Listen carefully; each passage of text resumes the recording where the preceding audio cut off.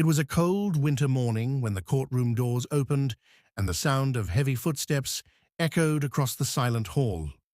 The judge, a man with decades of experience, adjusted his glasses and looked over the file in front of him. He had seen countless cases: theft, fraud, betrayal, even murder. But this one felt different. The defendant walked in slowly. No lawyers by his side, no family in the crowd. Just him, wearing an old worn-out coat, his hands trembling slightly. His eyes weren't filled with anger or arrogance like so many before him. They were tired eyes, eyes that had seen more pain than most could endure. The prosecutor stood and began to speak. The charges were read aloud: theft of a loaf of bread, a small carton of milk, and a packet of biscuits from a local store. In any other case, such a crime might be dismissed as petty. But the law was the law. The judge kept a stern expression, but inside, something didn't sit right. The man admitted his guilt immediately. No excuses, no attempts to twist the truth. But when the judge asked him why he did it, the entire courtroom leaned in. His voice cracked as he spoke. "My little girl. She hasn't eaten in 2 days. My wife is sick. I lost my job months ago. I tried everything. I knocked on doors, asked for work, even begged, but no one would help. Last night, she cried herself to sleep again. And I just couldn't watch it anymore." The room was silent. Even the prosecutor lowered his gaze. The man wasn't a criminal in the eyes of those listening. He was a father, desperate to save his child. The judge's pen rested on the file, unmoving. He was supposed to follow the law, but at that moment, the law felt colder than the winter wind outside. Before we continue, make sure you subscribe to our channel so you never miss powerful, life-changing stories like this. Each day, we bring you real stories that touch the heart and remind us of what truly matters. The judge took a deep breath and looked into the man's eyes. Something inside him began to change, but little did the courtroom know, what he was about to say next would leave everyone speechless and would bring tears to his own eyes. The courtroom was silent, except for the faint sound of paper rustling as the lawyers prepared their next arguments. The defendant, a frail old man named Elias, sat quietly, his eyes fixed on the table before him. He had been accused of theft, stealing food from a local grocery store. The prosecutor painted him as a man who had no respect for the law, but the truth was far more complicated. Witnesses testified that Elias had been living alone for years, with no family and barely enough money to survive. The store's security footage showed him slipping a loaf of bread and a carton of milk into his worn-out coat. That was all. No jewelry, no electronics, just food. As the prosecutor's voice echoed in the room, Elias sat unmoving, his hands trembling slightly. The judge glanced at him from time to time, trying to read the story behind those tired eyes. There was a weight in the room that wasn't about legal arguments. It was about life, struggle, and dignity. The defense attorney stood, his voice calm but firm, and spoke about Elias's life. The years of hard labor, the factory injury that left him unable to work, the pension that was barely enough to cover rent.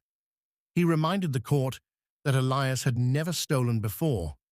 He wasn't a criminal, he was just hungry. The judge listened intently, her expression changing almost imperceptibly. In that moment, this wasn't just a legal case, it was a reflection of how society treats those who have nothing left. The audience in the gallery shifted uncomfortably. People who moments ago might have thought, "A thief is a thief," now began to see a different picture. Elias's quiet dignity, his refusal to make excuses for himself, and his simple admission, "I was hungry." hung in the air like a heavy truth no one could escape. When the prosecutor finished his rebuttal, the judge called for a short recess. She stepped into her chambers, taking deep breaths. The evidence was clear. Elias had stolen. But the story was not black and white. She knew the law required certain actions, but her heart whispered something else. What would justice mean here? Was it punishment, or was it compassion? When the court reconvened, the atmosphere was tense. Everyone sensed this was not an ordinary verdict. The judge cleared her throat, her eyes fixed on Elias. She began to speak, her voice steady but carrying an undertone of something deeper, an emotion she was trying to contain. She acknowledged the law, the facts, and the principles of justice. But then she paused, looking directly into the old man's eyes. In that silence, it felt like the entire courtroom leaned forward, waiting to hear if the law would win, or if mercy would. The gallery was utterly still, except for the soft sniffles that had begun to escape from the crowd. Even the reporters, usually eager for every detail, had lowered their pens. The young woman's voice trembled as she described the years she had endured, the fear that never left her, the small victories that kept her going. Every word seemed to pierce the air like a blade. The judge's eyes glistened again, his hand tightening slightly on the bench. It was rare to see a man in his position lose composure, but this was no ordinary testimony. It was a truth laid bare. The defendant sat motionless, his head hung low, the weight of the words pressing against him. For the first time during the trial, he looked less like a man defending himself and more like someone finally confronting the reality of what he had done. The jury leaned forward, drawn into the raw honesty unfolding before them. It was not a battle of lawyers now. It was a human moment, impossible to ignore. Her story painted vivid pictures. A child hiding under a bed to escape shouting. A teenager pretending to sleep so the fear would pass faster. An adult still haunted by sounds that others found harmless. It wasn't just about legal definitions, it was about scars you couldn't see. The judge shifted in his seat, almost as if he could feel the heaviness settling on his shoulders. The prosecutor, sensing the gravity, didn't rush her. He let her words hang. Let the silence in the courtroom speak louder than any argument could. It was the kind of silence that forces you to look inward, to question yourself, to realize how fragile the line between justice and injustice can be. When she finished, there was no applause, no outburst, just the quiet sound of someone in the back wiping away tears. The judge cleared his throat, visibly trying to compose himself. His voice cracked slightly as he thanked her for her courage. It wasn't a formality, it was genuine, born from the understanding that what she had just done required more bravery than most would ever have to summon. Outside the courtroom, people whispered to one another, some with anger, others with deep respect.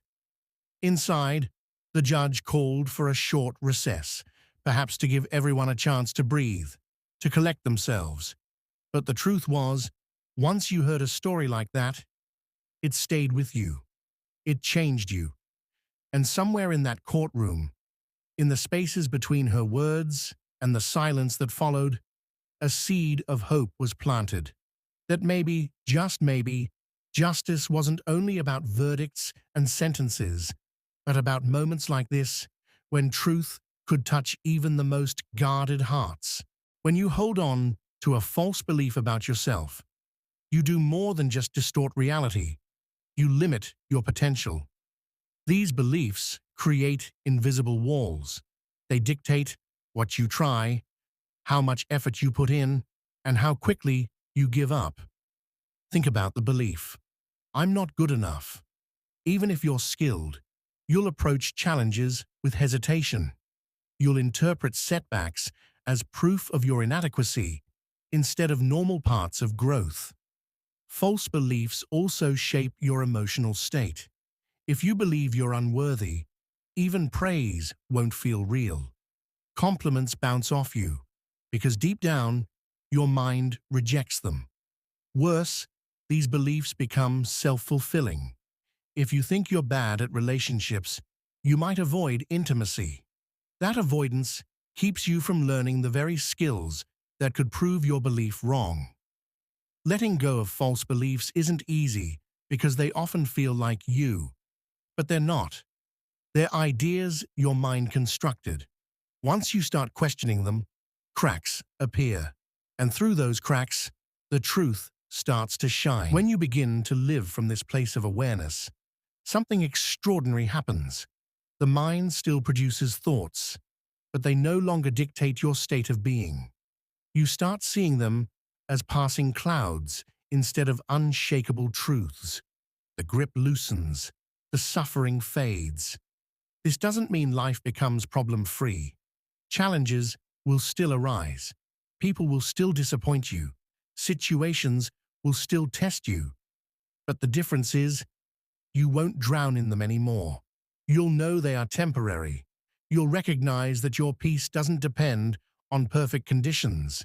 It depends on where your attention rests. Over time, you'll notice that many of the fears you once clung to simply dissolve. They lose their power because you're no longer feeding them with belief. The same is true for self-doubt, anger, and resentment. They wither when you stop identifying with them. And here's the beauty of it. When your inner world is calm, you respond to life differently. You make better decisions. You communicate more clearly. You attract healthier relationships. You stop sabotaging yourself. Peace becomes the foundation from which all your actions flow. This is why the mind fears awareness so much. Awareness is freedom. It means the mind can no longer manipulate you with its endless stories. It means the illusion of control, the mind's favorite trick, is shattered. So, here's the truth. You are not your mind. You are not your thoughts. You are the awareness that sees it all. And once you know this deeply, you can never unsee it. The mind will still try to pull you back into old habits, but each time, you'll find your way home faster. If you take nothing else from this video, take this. Your peace is not something to find out there. It's already within you, right now, in this moment. All you have to do is notice it. Thank you for watching. If this resonated with you, share it with someone who needs to hear it. And remember, the war in your mind ends the moment you choose not to fight it.